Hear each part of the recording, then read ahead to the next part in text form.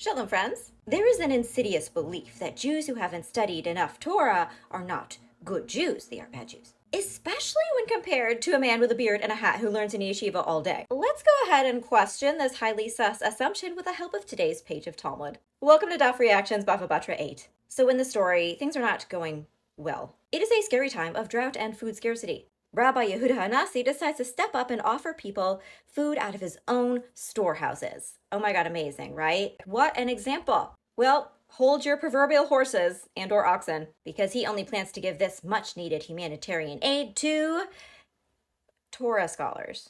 No way in Gehenna is he gonna give to Amei Haaretz, aka the regular people who aren't Torah scholars.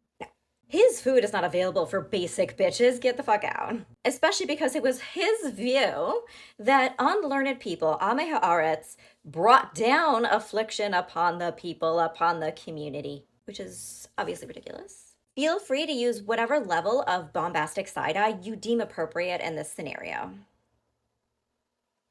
He had a student named Rabbi Yonatan ben Amram, who didn't want to actually use his Torah privilege to cut in line and get food. Because he's like, this doesn't seem right, this doesn't seem ethical, seems kind of wrong. He just goes in with all the other regular folks. Rabbi Yehuda Hanasi does not recognize him. So he asks, hey, my son, have you read the Torah? And Rabbi Yonatan is like, I sure haven't. And Rabbi Yehuda Hanasi is like, well then why should I feed you again? Riddle me that. Rabbi Yonatan says, well, dogs and ravens don't learn anything, but they still get fed. So think about this like that. T for Talmud timeout. Sidebar. In Bava Batra 4, it does seem that birds knowing shit does appear to be a legitimate concern. Ask Bava ben Buta, okay? Also, dogs learn a ton. Just not necessarily subjects we want them to know. For example, my dog Sansa, she has spent years now studying earthworms very closely. And she's actually writing her dissertation right now. Rabbi Yehuda Hanasi decides to give Rabbi Yonatan, who he doesn't know as Rabbi Yonatan, some food. But after he leaves with his sandwich, Yehuda Hanasi is feeling some type of way about it, devastated to think that he has just fed an Am Haaretz. His son, Rabbi Shimon, is like, by any chance, do you think that guy was your student Yonatan? Because he does always hate benefiting from privilege. Seems like something he would do.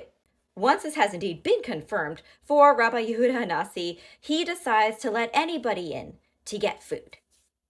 But not because of altruistic reasons.